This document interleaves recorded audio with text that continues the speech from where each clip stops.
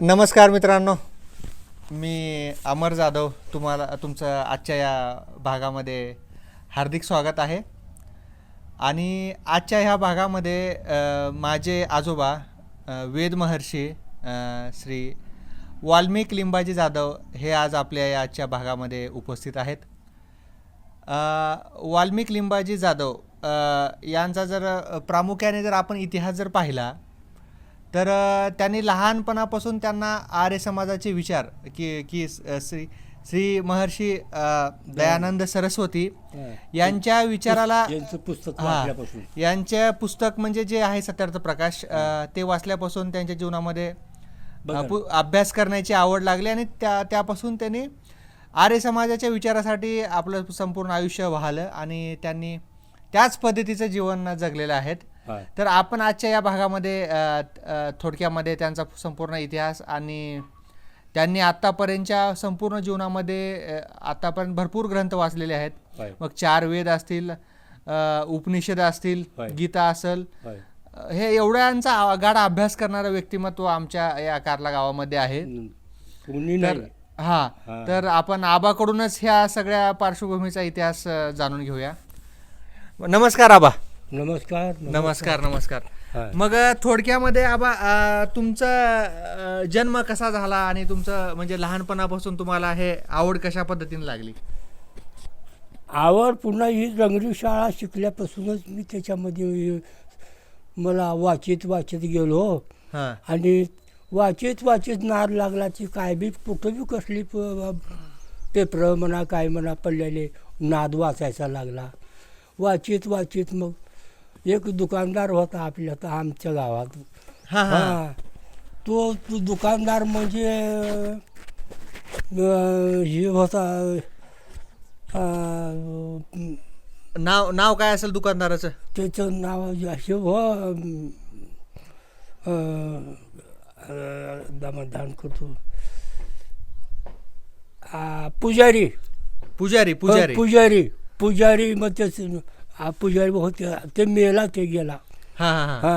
मग त्यांचं दुकान होतं का? ते दुकान होते, किराणा दुकान. त्याचं दुकान किराणा होतं. त्या किराणा दुकानामध्ये दोघं बी असं रोजच आता बसायचं, मोठाचं कुणाला चर्चा करायचं, बोलायचं करायचं. आणि त्यानं सत्यार प्रकाश वाचलेला माणूस त्याच्यापाशी कुणकुण त्याच्याकडे सत्यार प्रकाश मिळालेला होता. आता हे पुजाऱ्याचं नाव काय आहे पूर्ण? जो पुजारी होता त्याचं ब्राह्मण होता का? नाही, पुजारी त्याचं नाव ध्यानात. आपल्या गावातलंच होतं? आपल्या गावातलाच आहे तो पुजारी. आणि दुकान कुण्या ठिकाणी होतं त्यांचं? ते आता रस्त्याला ते पाटलाचं बाबासाहेब पाटलाचं घर आहे बघा. बाबासाहेब पाटलाच्या घराच्या त्या घरापाशी होतो. ओके. म्हणजे तुम्ही तिथे लहानपणी जायचं का? लहानपणी चांगली शाळा होतो, पुन्हा जात येत. डंगरी शाळा म्हणजे 20 वर्षाच्या पुढे, 20 वर्षाच्या नंतर तुम्हाला लागली आवड लागली. अशी माहिती होत गेली. मग तिथे तुम्हाला सत्यार्थ प्रकाश भेटला. त्याच्यापाशी उगा असं बसलो तो दुकानात बसल्यावर असं माघार जे कागद तिकडे शिवतात की दुकानदार असं तो कागद काय नाच वाचायचा. असं बघत ती पुस्तक दिसलं. म्हणजे हेच पुस्तक हे पुस्तक दिसलं सत्यार्थ. हे जे आहे आमच्यापाशी हे सत्यार्थ प्रकाश आहे, महर्षी दयानंद सरस्वती यांनी लिहिलेला, ज्यांनी आर्य समाजाची पूर्ण स्थापना केली. आणि जर ह्या पुस्तकाच्या बाबतीत जर बोलायचं जर झालं तर जे आपले 4 वेद आहेत, 4 वेदाचा सार, संपूर्ण सार आणि जगातील सगळ्या धर्माचं खंडन आणि आर्य समाजाची स्थापना महर्षी दयानंद सरस्वती यांनी केली. आणि भारताच्या स्वातंत्र्यामध्ये चळवळीमध्ये चा जो उदय झाला त्याचे प्रमुख जर कोण असतील तर स्वामी दयानंद सरस्वती असतील. यांच्या विचाराला प्रेरणा घेऊन बऱ्याच युवकांनी आर्य समाजामध्ये प्रवेश केला आणि तिथून आपल्या स्वातंत्र्य लढ्याला सुरुवात झाली.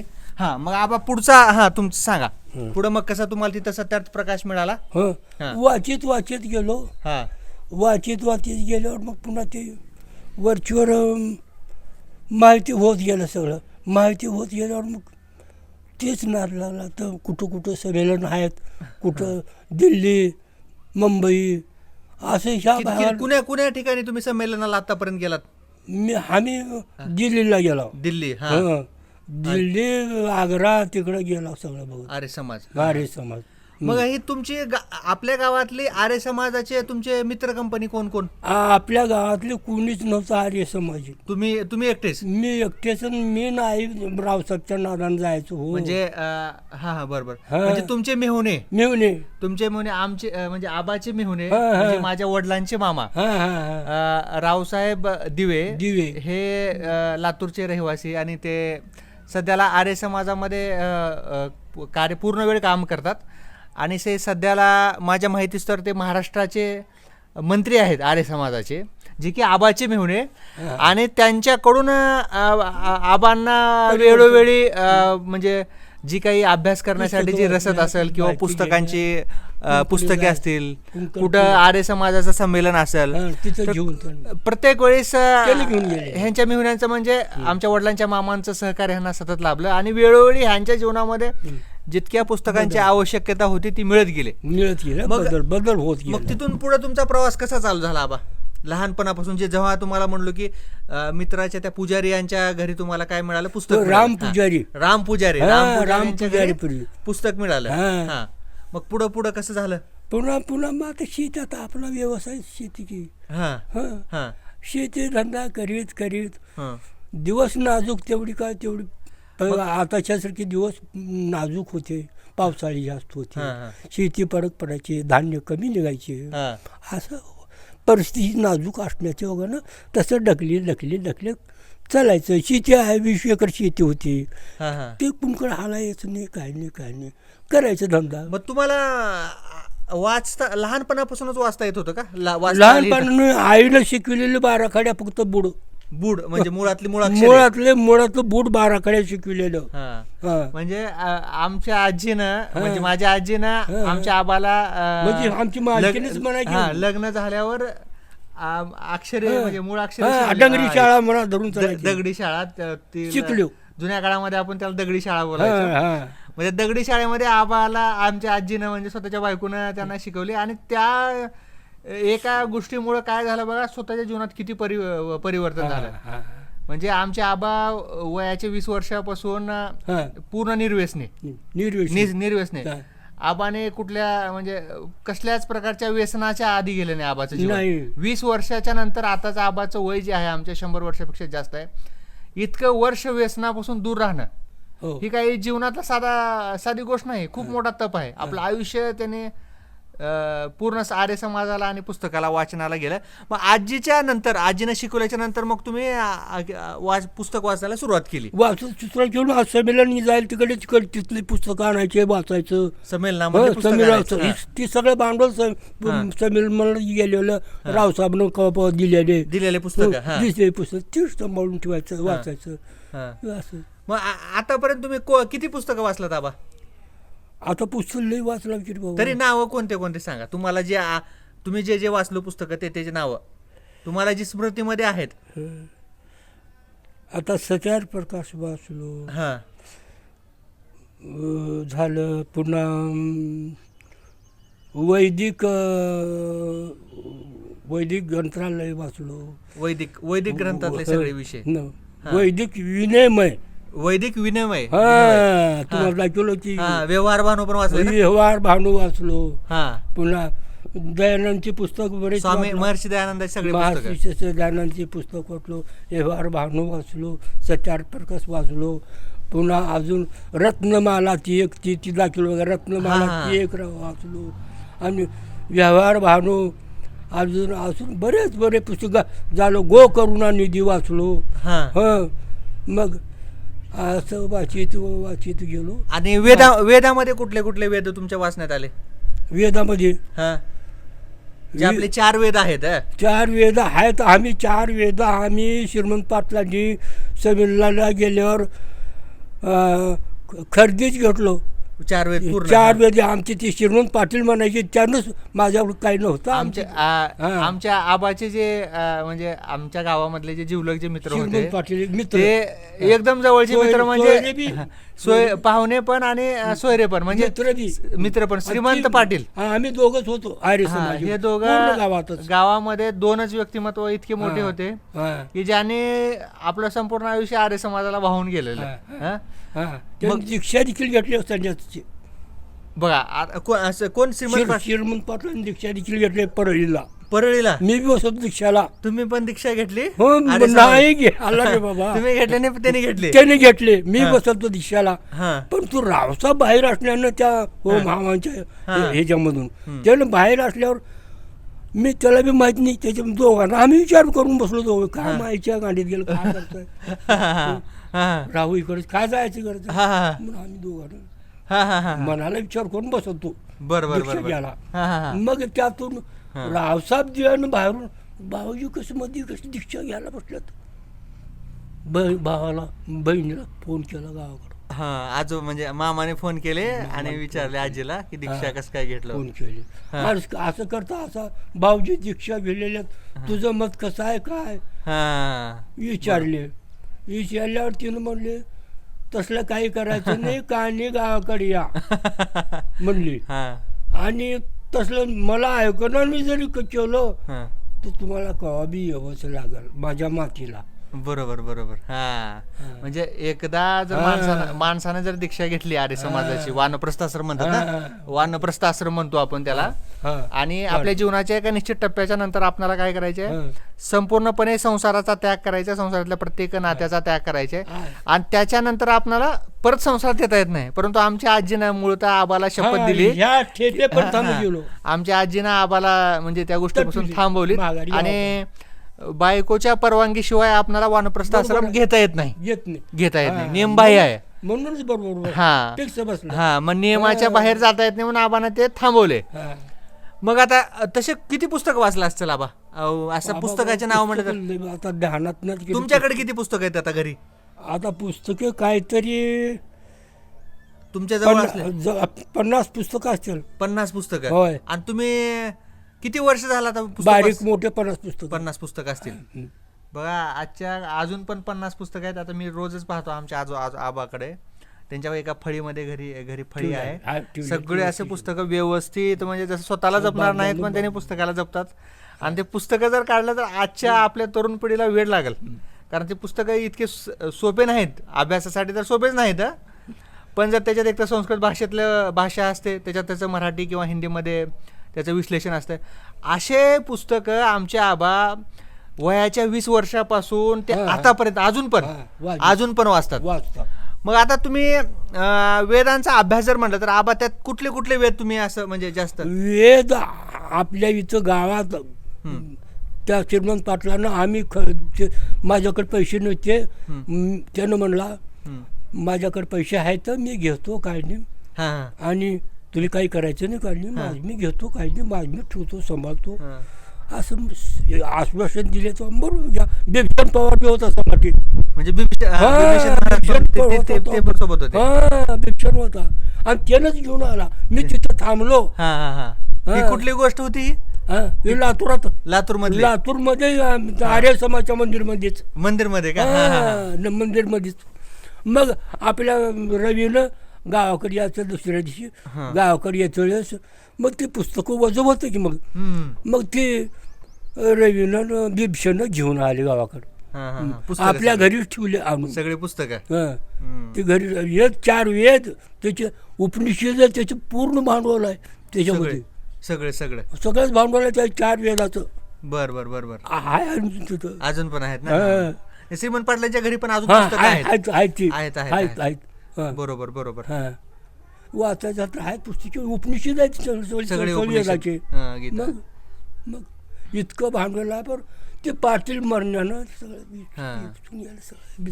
ते तिकडे इतकं आमचं इतकं, मी एकटं काय करणार. पण आता आम्ही आहे ना, आम्ही तरुण पिढी आहे. आता तुम्ही आता आम्ही तरुण पिढी आहेत. आता तुम्ही आमच्या हाताची भांडवल आहे, तुमच्या शोधांच करायची का? बरोबर.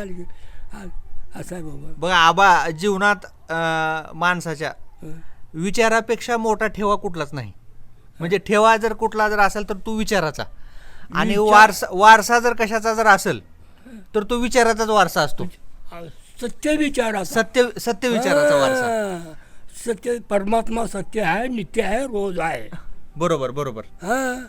मग त्याचाच आपण अभ्यास करायचा, निरीक्षण करायचा, संध्या करायचं, होम हवन करायचे.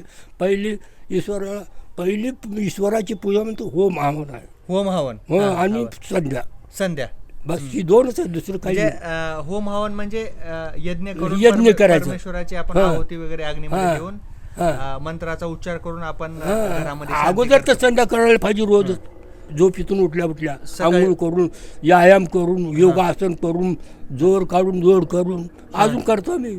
अजून पण ना? किती वर्ष झालं तुम्ही संध्या करता? आता ही संध्या करतो 50 वर्षाच्या पुढून. आणि किती वेळाची असते संध्या ही? किती वेळ थांबतो संध्यामध्ये? सकाळी करायचं आणि 8-9 पासून 9 वाजता. 9 वाजता सकाळी 8ला करायचं सकाळी. संध्या म्हणजे थोडक्यामध्ये ध्यान, चिंतन, ईश्वराचे गुण, कर्म, स्वभाव, वरी आकाशात काय, खाली काय, ही सगळे म्हणजे ईश्वराचे गुण कर्म. आणि काय म्हणलो? ईश्वराचे गुण कर्म काय, पाऊस, पाणी, ऋतुमान, म्हणजे जी संपूर्ण सृष्टीची परमेश्वराने निर्माण केली आहे त्या परमेश्वर, त्याचं चिंतन ते आपण संध्यामध्ये करायचं. आणि एक परमात्मा रोजच येतो जातो. परमात्मा म्हणजे सूर्यच आम्ही समजल्या गेलो. सूर्य म्हणजेच परमात्मा समजल्या गेलो आम्ही. म्हणजे आणि त्याच्याच अंगाने सगळं आहे. त्याच्या इतका मोठा प्रकाश कुणाचाच नाही, प्रकाश कुठंच नाही, दुनियातच नाही, कशातच नाही. बरोबर. सगळ्याच दुनियाचा मायबाप तो आहे. बरोबर. हेच आम्ही जाणलो. सत्यार प्रकाश. तुमच्या मते खरा देव कोणता? तुमच्या मते देवाची व्याख्या काय? तर तुम्हाला विचारलो. परमात्मा तो सगळ्याचाच आहे. देव म्हणजे विद्वान माणसाला देव मानलेला आहे. मग चांगल्याला चांगलं म्हणावं, खऱ्याला खरं, खोट्याला खोटं, सत्य, जे सत्यानं वागतो, बोलतो, चालतो त्याला देव म्हणायचं. म्हणजे खरं बोलणं, खरं चालणं, चांगल्या विचारांना चालणं, चांगल्या आचरण करणं, त्यालाच देव. बरोबर. हेच समजाय, दुसरं काय. गुरु महात्मे होऊन गेले, ऋषी होऊन गेले, त्याला देव म्हणायचं. तेच देव. मग आर्य समाजाच्या विचाराबद्दल तुमचं काय मत आहे? आर्य समाज म्हणजे तो वैदिक वेदा आधारित वैदिक धर्माचा तो बूड आहे. तो बूड आहे. त्याच्यापासूनच लोकांना जागृती, अभ्यास करीत गेल्यावर लोकांना माहिती होते, जागृत होतं, लोक नीट वागायला सुरू करतात. नीट लोक, जनता चांगली वागलेल्या सगळ्याला सुख समाधान आनंद होतो. हेच झालं तर काय, एक दिवस आलेला कॉबी एक दिवस जाणारच आहे.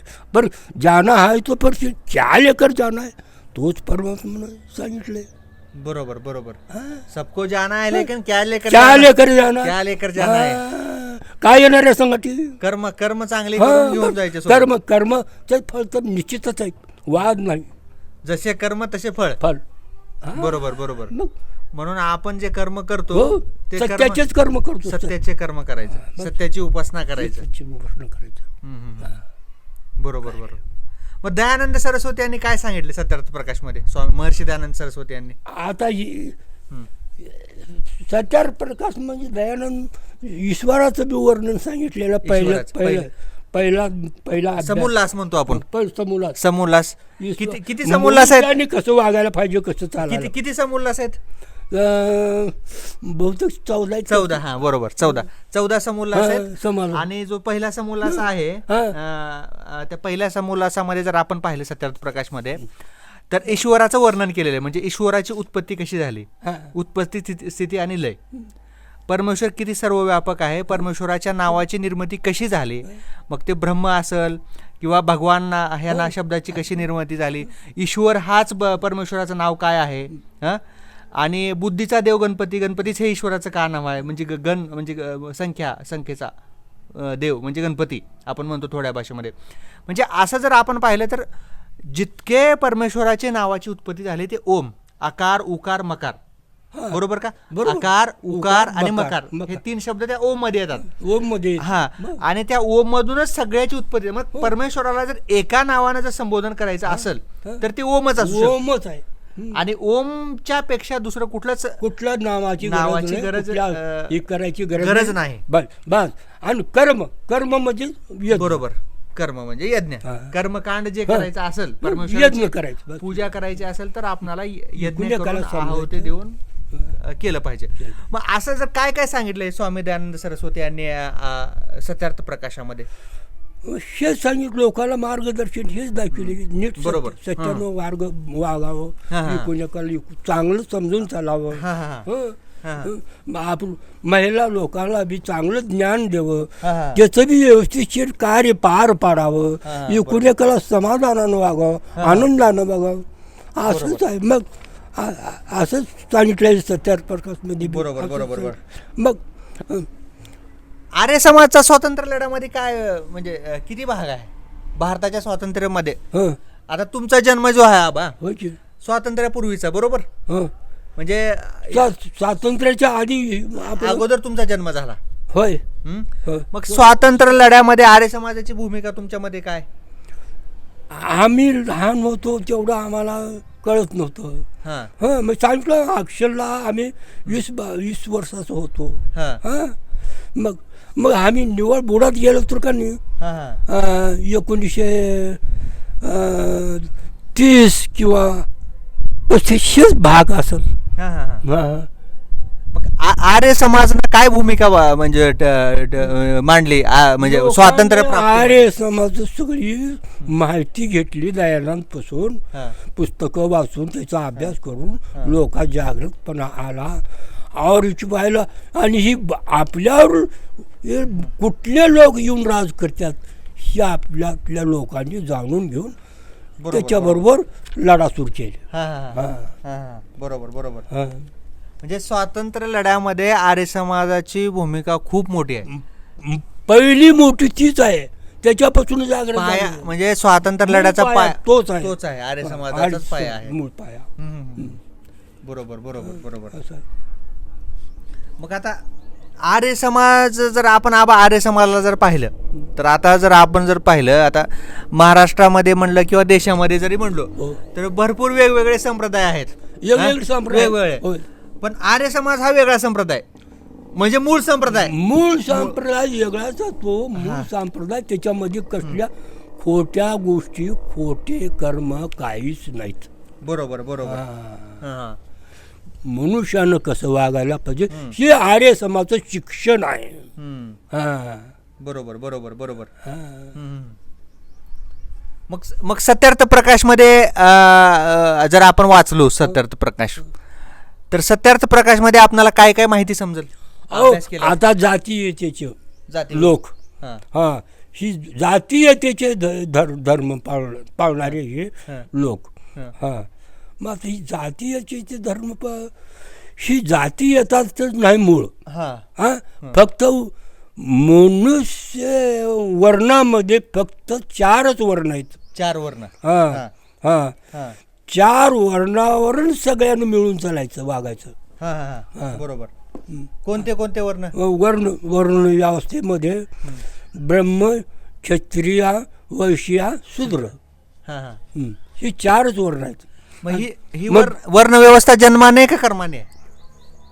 वर्ण व्यवस्था जन्माने नाही, कर्माने आहे. कर्माने. बरोबर. गुण कर्म विभाग ह्याच्यावरच आहे वर्ण. बरोबर बरोबर. जसं गीतेमध्ये भगवान श्रीकृष्ण सांगतात की गुण कर्म विभाग. गुण माणसाचे गुण, त्याचे कर्म, आणि त्याच्यानंतर ही व्यवस्था. कोणी जन्माने ब्राह्मण होऊ शकत नाही, कोणी जन्माने क्षत्रिय होऊ शकत नाही, कोणी वैश्य होऊ शकत नाही, आणि कोणी क्षत्रिय होऊ शकत नाही. जर कदाचित कोणी जर म्हणत असेल तर तो मूर्ख माणूस आहे असं समजत जावा तुम्ही. कारण मूळतः गीतेमध्ये किंवा आपल्या शास्त्रामध्ये जे सांगितलेलं आहे ते गुण कर्म विभागाचे, गुण आणि कर्म, त्याच्यानंतरच ह्या जर जाती जर कुठली जर आपण जर पाहिलं समाजामध्ये जाते किंवा वेदने कर्म आहे. आणि जसं आपण आता सत्यार्थ प्रकाश, आता मी सुद्धा वाचलेला आहे. आता सत्यार्थ प्रकाशमध्ये जरी जाती कशाला म्हणायचं जाते, तर जाती एकच, दंडावून पडलेली माणसाची एकच जात आहे, ती मनुष्य जात. उद्योग प्राण्यांची करणं एक जात, जाती आहेत. प्राण्याची जात, प्राणी जात म्हणजे प्राणी जात, मनुष्य जात. हा.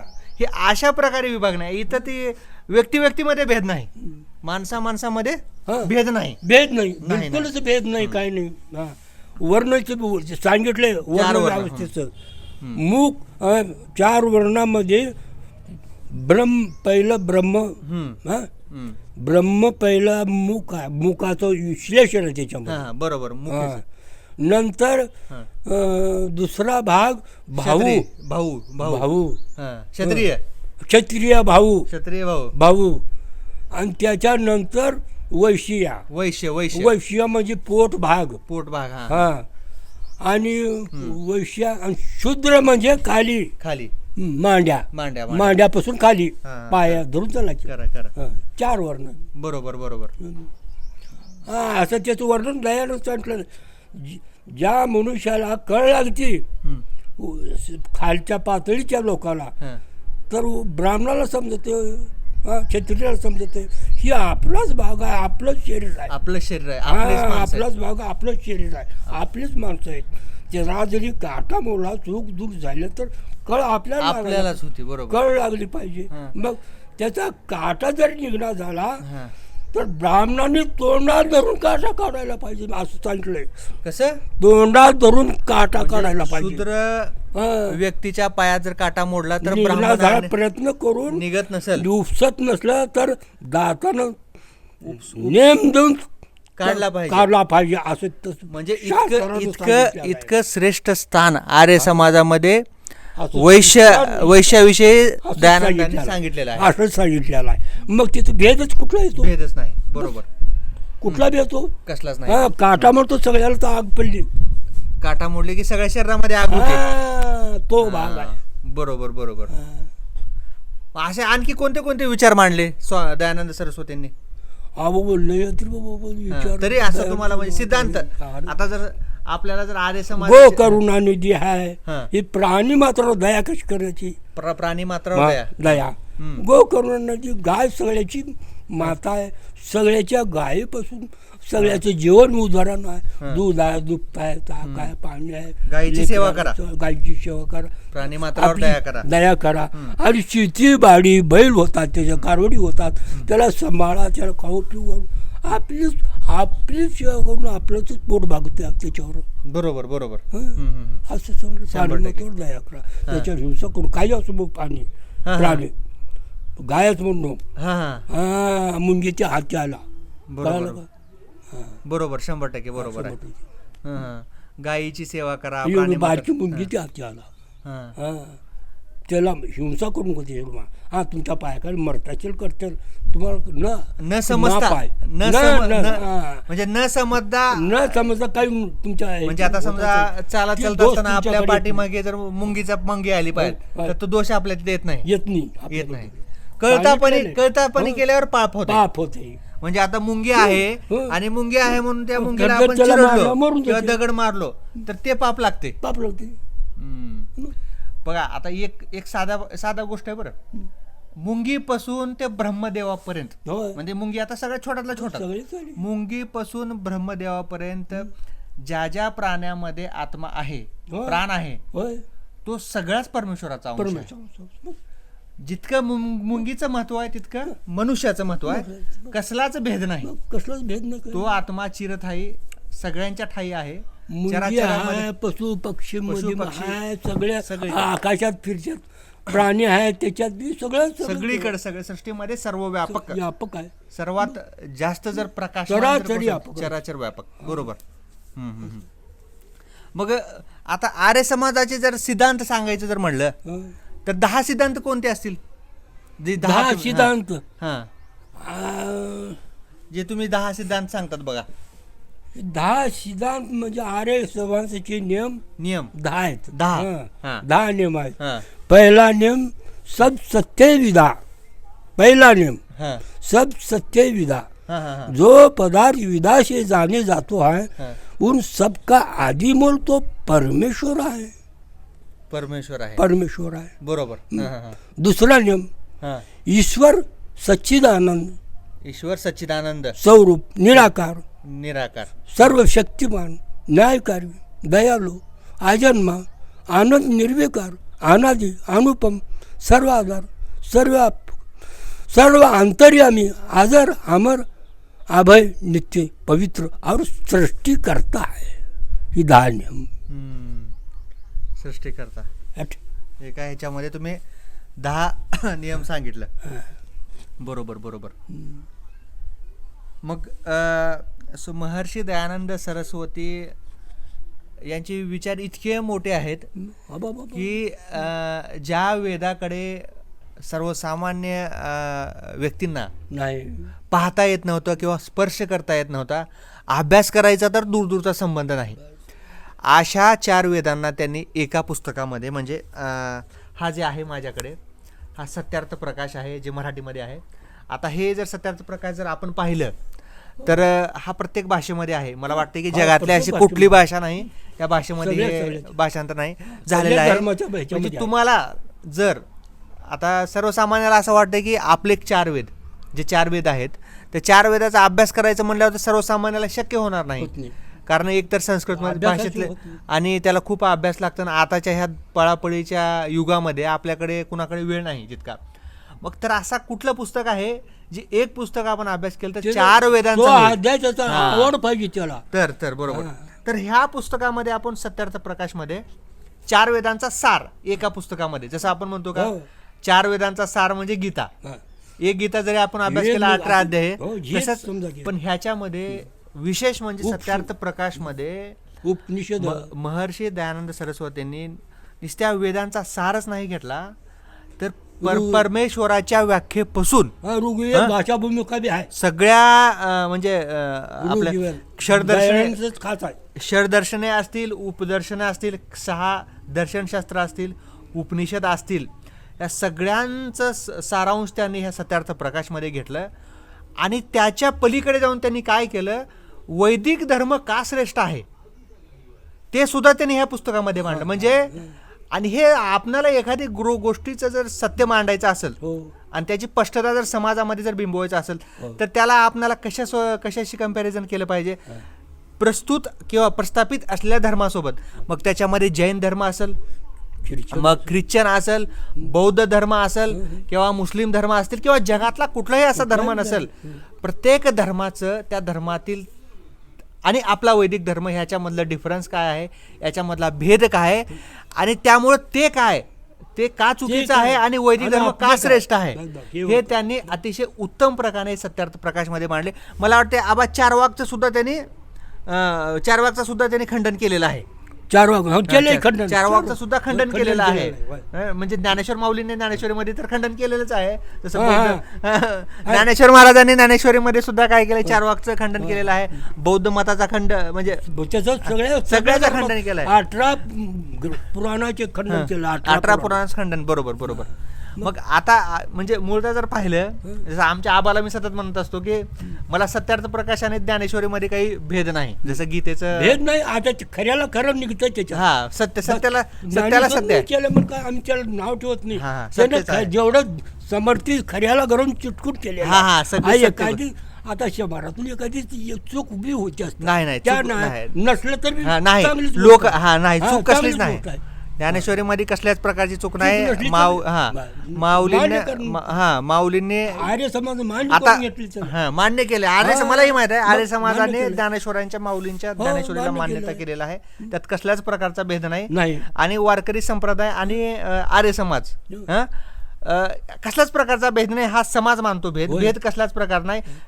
आपण पाहिलं तर भरपूर नद्या आहेत भारत देशामध्ये. जर पाहिलं तर सिंधू आहे, गंगा आहे, यमुना असेल, सरस्वती असेल, कावेरी असेल, म्हणजे नाना प्रकारच्या नद्या आहेत. परंतु त्या प्रत्येक नदीचं ध्येय काय आहे, नदीचं ध्येय काय असतं आबा? नदी कुठे जाऊन मिळते? नदी समुद्रातच जाऊन मिळते. बस. मग तसंच त्याच प्रकारे जरी संप्रदाय वेगवेगळे असतील, संप्रदाय जरी वेगळे असतील, सगळं जरी असेल तर प्रत्येक धर्माची प्रत्येक ह्याची उत्पत्ती जी झालेली आहे ती वेदाने झालेली आहे. मूळ वृक्ष जो आहे तो वेद आहे. 4 वेद तिथूनच झालेले आहे. गुणाकार म्हणून झाले. करेक्ट. म्हणून त्याच्यामुळे असा कसलाच प्रकारचा भेद नाही. फक्त हा माणसाच्या बुद्धिमत्तेचा विषय आहे, कुणाची पात्रता काय प्रकारची आहे. बुद्धिमत्ता कर्म. हा हा हा. मग हे तसं आहे खरा. बघा ज्ञानेश्वर महाराजांनी जर ज्ञानेश्वरीमध्ये जर म्हणलं तर एक ओवी आहे आबा ज्ञानेश्वरीमध्ये, जे गणरायाचं सोंड आहे म्हणजे गणपतीचे जे सोंड आहे ते आपण वक्रतुंड म्हणतो. पण ज्ञानेश्वर महाराजांनी ज्ञानेश्वरीमध्ये सरळ सोंडेचा गणपती म्हणलाय. शुरा दुंड सरळू. सरळ सोंडेचा गणपती का म्हणलाय ज्ञानेश्वर महाराजांनी तर मी सांगतो आबा तुम्हाला.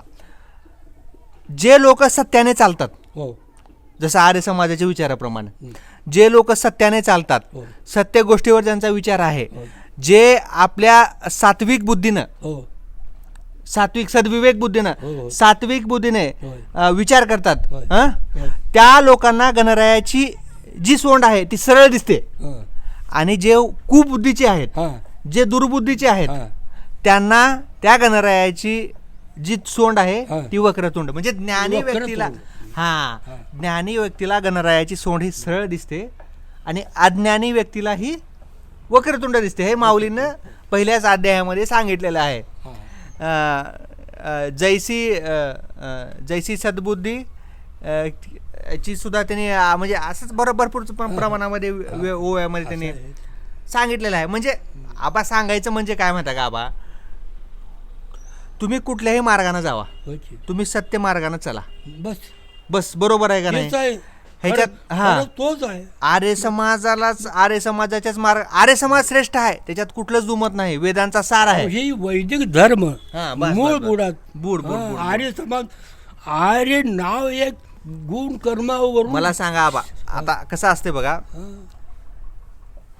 एक आई आणि वडील असतील, त्या आपण त्या वेदांना जर आई वडील जर समजलं, त्याच्यापासूनच उत्पत्ती झालेले सगळे संप्रदाय, सगळे धर्म आहे, बरोबर.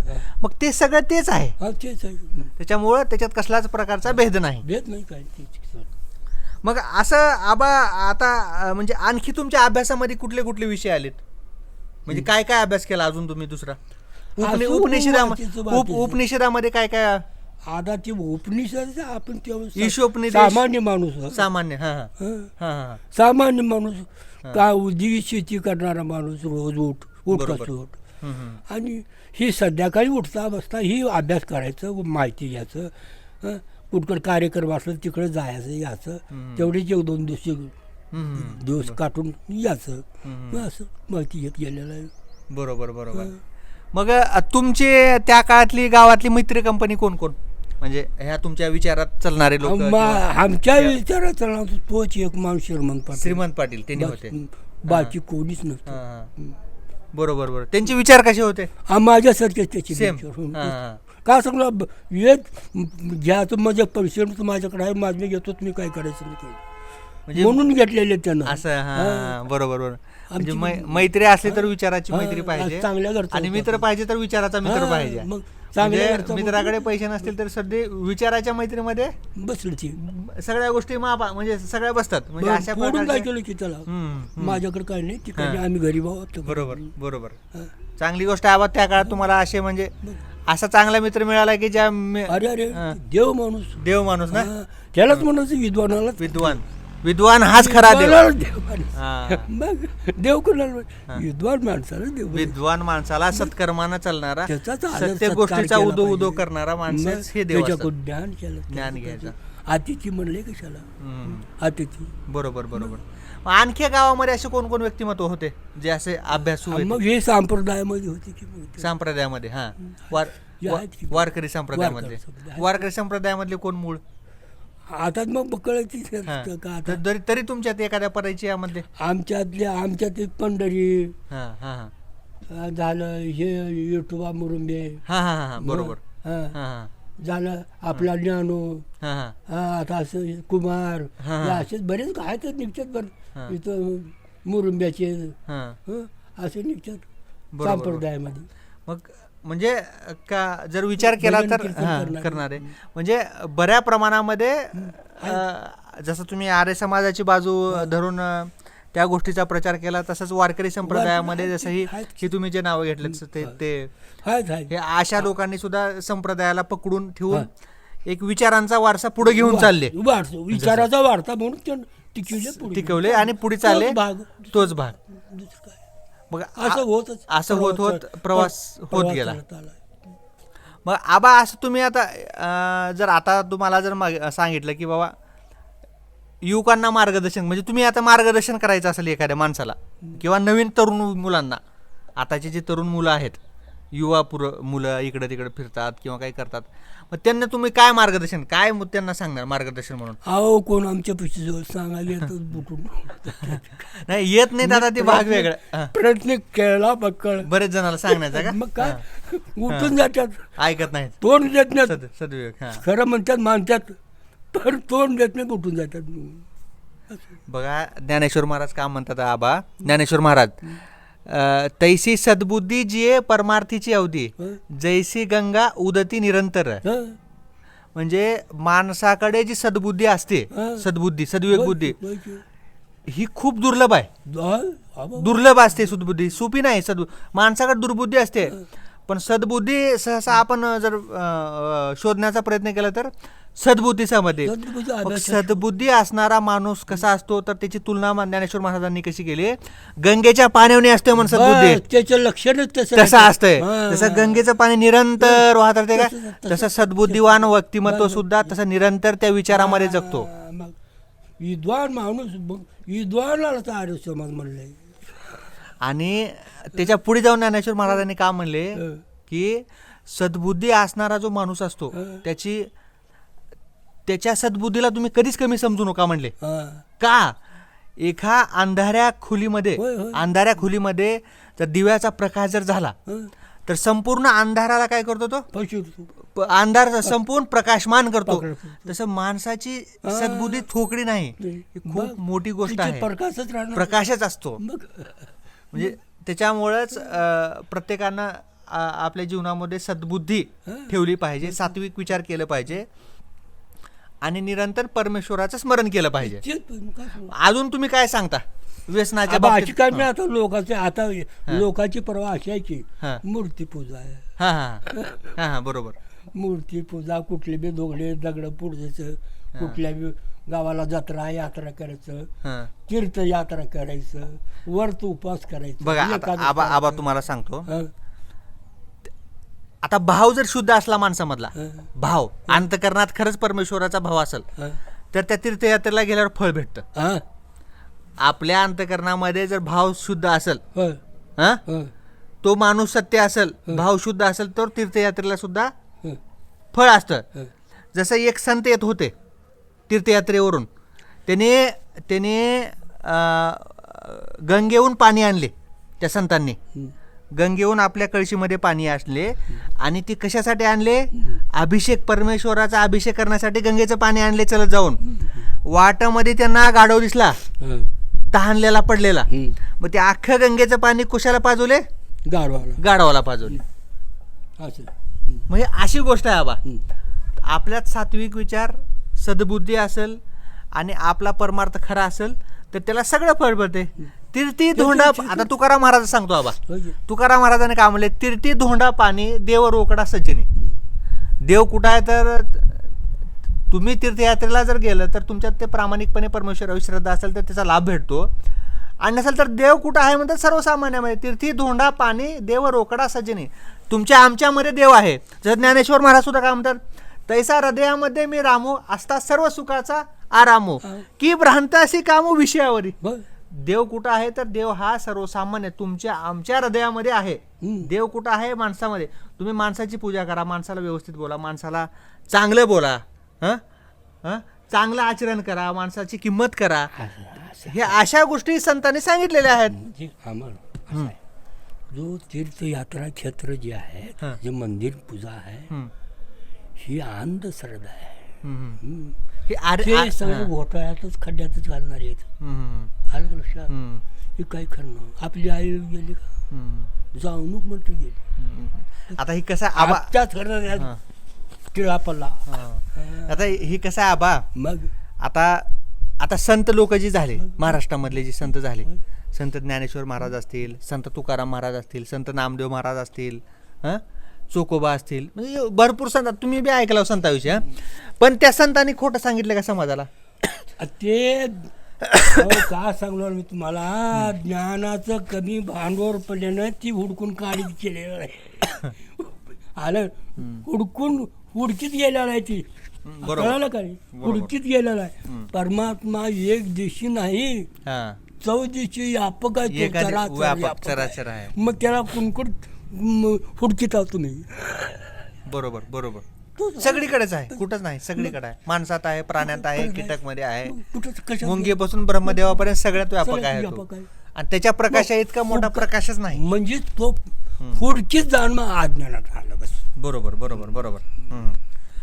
पण तुम्हाला सांगितलं ना, मग आता तुम्ही ही झाकण करणं, आपण जो सप्लाय करतो या काही अंधश्रद्धेचं झाकण झाकल्याने कळालं का मी सांगतो. आता कसं आहे आबा, आता आर्य समाजाचे विचार 100% श्रेष्ठ विचार आहेत, त्याच्यात काहीच दुमत नाही. परंतु ज्या परिस्थितीमध्ये समाज चालतो आताच्या परिस्थितीमध्ये, तितका समाज ज्ञानी नाही. आता जर समाजाला जर समजा एक साधं गोष्ट समजत नाही तर मग ही इतकं मोठं विद्वान साहित्य ज्ञान वेद हे सत्याच्या समाजाला समजत नाही. म्हणून संतांनी वेळोवेळी त्याचा निरूपण प्रयत्न करून केल्यात प्रयत्न, पण खरं असली त्याला कळू दिल्यात ब्राह्मणांनी, असली वेद कळू दिल्यात त्यांना अंधश्रद्धेत असं चिंतनानं करणं परमात्मा हाय करून हाय असं भजन कीर्तन करीत, संध्या करीत, काय करीत, असं आता लोकांना जागृत करीत मूर्तीपूजा आहे, जिथं मंदिर आहे इथं. आता बघा म्हणतात मन चंगा तो कटोती में गंगा. तो आपलं मन निर्मळ असेल, स्वच्छ असेल तर सगळं आपल्याला मिळतंय. जवळ जायची. मन दूषित असेल तर कुठे बी फिरा, काही फिरा, माणसाला काहीच मिळत नाही. म्हणून मन करारे तोच भाग आहे. बरोबर. मग ते अजून म्हणतात मन करारे प्रसन्न सर्व सिद्धीचे कारण. सगळे जे आहे ते आपल्या मनात दडलेलं आहे, मनात दडले. मन शुद्ध झालं की माणसाचं व्यक्तिमत्व शुद्ध होते, माणसाचं आचरण शुद्ध होते आणि व्यक्ती सगळं नीट वागायचं. आणि परमेश्वराची प्राप्ती सुद्धा ती तर आलीच की त्या मार्गाला जातच नाही, त्या मार्गाला. बरोबर बरोबर बरोबर, दुर्बुद्धी नाही. बरोबर बरोबर. मग आता मला आबा सांगायचं आहे आबा, आता हे मग आता हे आपण जसं तुम्ही आर्य समाज सांगितलं तसं आता आपण नॉर्मल जनरलमध्ये विचार केल्यावर कुठल्याही मार्गाने जावा मनुष्याने, चांगला मार्ग पकडल्यावर झालं ना. चांगला मार्ग सत्याकडे आला. बरोबर. संवाद काय. बरोबर बरोबर. माणूस ते कसं खऱ्याकडे आलं, खऱ्याकडे आलं. खोटं नाही. म्हणजे तुम्ही खोट्या गोष्टीला किती बी पांघरून घालून त्याला सत्य म्हणण्याचा प्रयत्न केला तरी बरोबर नाही. जसं सूर्याला लपवण्याचा प्रकाश केला तरी लपवू शकत नाही. जसा सूर्य सत्य आहे तसाच परमेश्वर आहे. परमेश्वराच्या प्रकाशा इतकं मोठा प्रकाश कुणाचाच नाही. म्हणजे हे असं प्रकृती, चेतना, अचेतना हे असं सगळ्या गोष्टी आहेत, भिन्न भिन्न आपले कर्म आहेत. बरोबर बरोबर. मग बरं झालं आबा, तुमच्यामुळं आम्हाला आर्य समाजाच्या बऱ्याच गोष्टी समजल्या आणि तुम्ही आम्हाला ह्या आजच्या भागामध्ये येऊन आर्य समाजाबद्दल 4 गोष्टी, तुमच्या ह्या बालपण, तुमचा अभ्यास, ह्या सगळ्या गोष्टी आम्ही तुमच्या विचाराचा वारसा आम्ही पुढे जपू. आम्ही तुमचा विचाराचा वारसा पुढे चालवण्याचा प्रयत्न करू. हेच आमचा आत्मसमाधान आहे. हे वारसा सांभाळो, हेच आत्मसमाधान आहे. आम्हाला आनंद आहे. आनंद परिस्थिती तर चांगलीच आहे, हुशार आहोत, ज्ञानी आहोत, कमवीचे आहोत, ही सगळं आनंदच आहे मला. बस बस बस बस. का करत आहे. मग मी ते तुम्हाला तेच म्हणा ना की आम्ही तुमच्यासारख्या विद्वान लोकांचा विचाराचा वारसा आम्ही नवीन तरुण पिढी ही पुढे घेऊन जाऊ. आणि निश्चित जसा कल्पित असलेला देश आहे, जसं महर्षी दयानंद सरस्वतीने जो देश कल्पित केलेला आहे सत्यावर आधारित, ज्ञानेश्वर महाराजांनी जो साई सांगितलेला आहे देश, किंवा जसं आचरण आपल्याला सांगितलं, सगळ्या संतांनी जे सांगितलेलं आहे, जसं वारकरी संप्रदायाने सांगितलेलं आहे, सगळ्या संतांचं एकच आहे, सत्य आहे. सत्य को नित्य उदित करना चाहिए, सत्याच्याच पाठीमागे गेलं पाहिजे. आबा खूप खूप धन्यवाद, तुम्ही आजच्या कार्यक्रमामध्ये आलो.